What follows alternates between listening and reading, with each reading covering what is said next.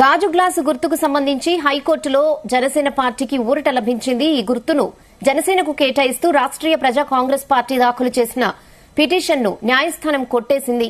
కేంద్ర ఎన్నికల సంఘం జనసేనకు గాజు గ్లాసును కేటాయించగా తొలుత తాము ఈ గుర్తు కోసం దరఖాస్తు చేశామని రాష్ట్రీయ ప్రజా కాంగ్రెస్ హైకోర్టును ఆశ్రయించింది.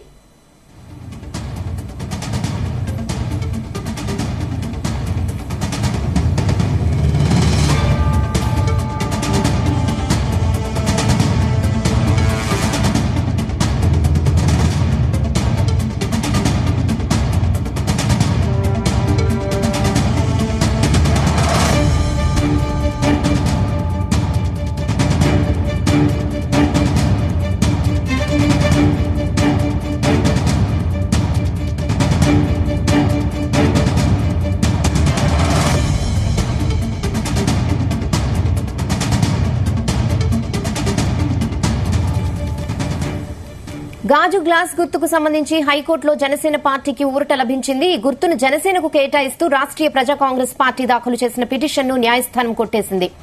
కేంద్ర ఎన్నికల సంఘం జనసేనకు గాజు గ్లాసును కేటాయించగా తొలుత తాము ఈ గుర్తు కోసం దరఖాస్తు చేశామని రాష్ట్రీయ ప్రజా కాంగ్రెస్ హైకోర్టును ఆశ్రయించింది.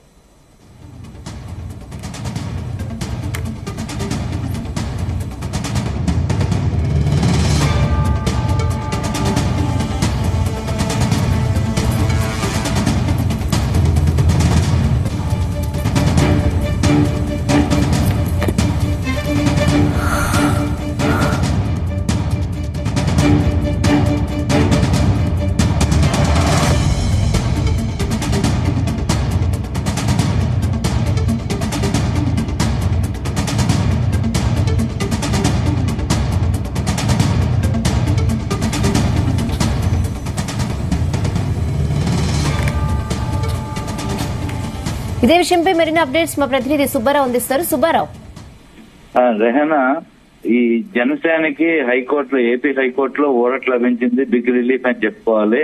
గత ఎన్నికల్లో అయితే గాజు గ్లాస్ గుర్తుపై పోటీ చేసి కొన్ని చోట్ల అయితే గణనీయమైన ఓట్ బ్యాంక్ సాధించారు.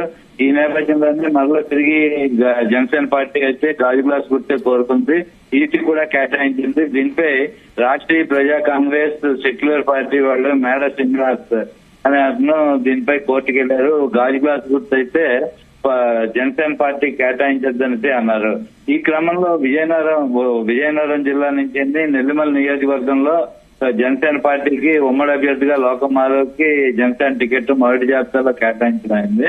ఆవిడైతే ఈ జనసేనకి గాజు గ్లాస్ గుర్తు కేటాయించడం పట్ల చాలా హర్షం వ్యక్తం చేశారు.